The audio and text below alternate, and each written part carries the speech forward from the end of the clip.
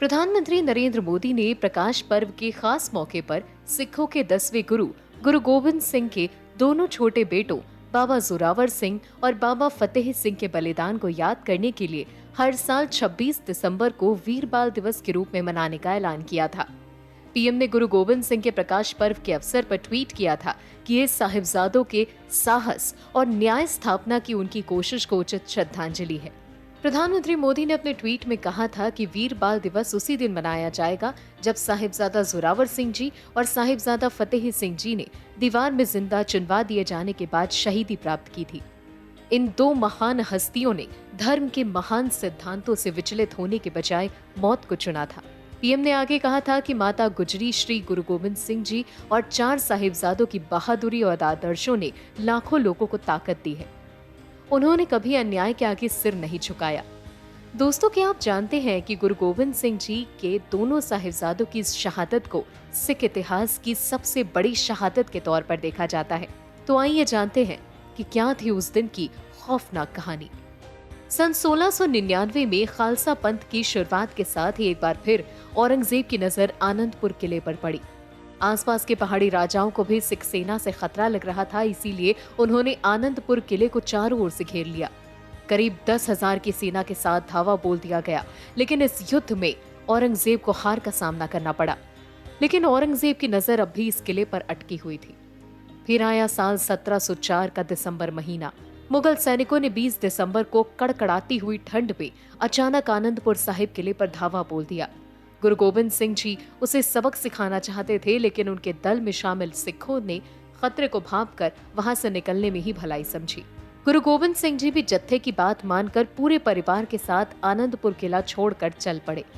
सरसा नदी में पानी का बहाव काफी तेज था। इस कारण नदी पार करते वक्त गुरु गोविंद सिंह जी का परिवार उनसे बिछड़ गया। गुरु गोविंद के साथ 2 बड़े साहिबजादों बाबा अजीत सिंह और बाबा जुझार सिंह तो चमकौर पहुंच गए, लेकिन उनकी माता गुजरी दोनों छोटे पोतों बाबा जोरावर सिंह और बाबा फतेह सिंह के साथ पीछे ही रह गए। उनके साथ गुरु साहिब का सेवक गंगू भी था। वो माता गुजरी को उनके दोनों पोतों समेत अपने घर ले आया। कहा जाता है कि माता गुजरी के पास सोने के सिक्कों को देखकर गंगू के मन में लालच पनप उठा और उसने इनाम पाने की चाहत में कोतवाल को माता गुजरी की सूचना दे दी। माता गुजरी अपने दोनों छोटे पोतों के साथ गिरफ्तार हो गईं। उन्हें सरहंद के नवाब वजीर खान के सामने पेश किया गया। वजीर ने बाबा जोरावर सिंह और बाबा फतेह सिंह को इस्लाम स्वीकारने को कहा।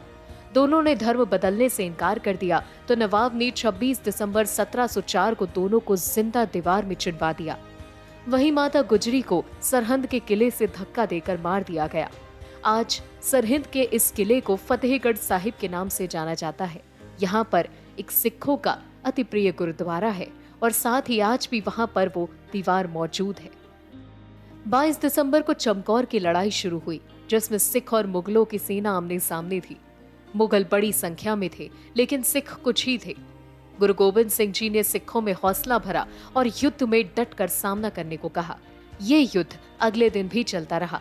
युद्ध में सिखों को शहीद होता देखकर दोनों बड़े साहिबजादों बाबा अजीत सिंह और बाबा जुझार सिंह ने एक एक कर युद्ध में जाने की अनुमति गुरु साहिब से मांगी। गुरु साहिब ने उन्हें अनुमति दी और उन्होंने एक के बाद एक मुगल को मौत के घाट उतारना शुरू किया। इसके बाद वो दोनों भी शहीद हो गए। बताया जाता है कि 24 दिसंबर को गुरु गोविंद सिंह जी भी इस युद्ध में उतरना चाहते थे, लेकिन अन्य सिखों ने अपने अधिकारों का इस्तेमाल करते हुए गुरु गोविंद सिंह को युद्ध में उतरने से रोक दिया और उन्हें वहां से जाने को कहा। मजबूरन गुरु साहिब को उनकी बात माननी पड़ी और वहां से निकलना पड़ा। इसके बाद वो सिख मैदान में लड़ते हुए शहीद हो गए। यहाँ से निकलने के बाद गुरु गोविंद सिंह जी एक गांव में पहुंचे, जहां उन्हें बीबी हरशरण कौर मिली, जो गुरु साहिब को आदर्श मानती थी। उन्हें जब युद्ध में शहीद हुए सिखों और साहिबजादों की जानकारी मिली तो वो चुपके से चमकौर पहुंची और शहीदों का अंतिम संस्कार करना शुरू कर दिया, जबकि मुगल ये नहीं चाहते थे। वो चाहते थे कि चील गिद्ध उन्हें खाएं। जैसे ही मुगल सैनिकों ने बीबी हरशरण कौर को देखा, उन्हें भी आग के हवाले कर दिया गया और वो भी शहीद हो गई। गुरु गोविंद सिंह जी के परिवार की इस महान शहादत को आज भी इतिहास की सबसे बड़ी शहादत माना जाता है। अत्याचारी के आगे तन कर खड़े रहने और धर्म की रक्षा के लिए प्राणों की आहुति देने की यह घटना मिसाल बन गई। श्रद्धावान आज भी हर साल सिख नानक शाही कैलेंडर के हिसाब से 20 दिसंबर से लेकर 27 दिसंबर तक शहीदी सप्ताह मनाते हैं।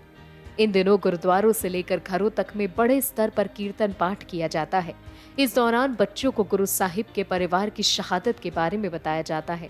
साथ ही कई श्रद्धावान सिख इस पूरे हफ्ते जमीन पर सोते हैं और माता गुजरी और साहिबजादों की शहादत को नमन करते हैं। इसके अलावा वो फतेहगढ़ साहिब में जा करके अपना मत्था भी टेकते हैं। आज के लिए इतना ही, मिलेंगे आपसे अगले वीडियो में। तब तक देखते रहिए जनहित टाइम्स।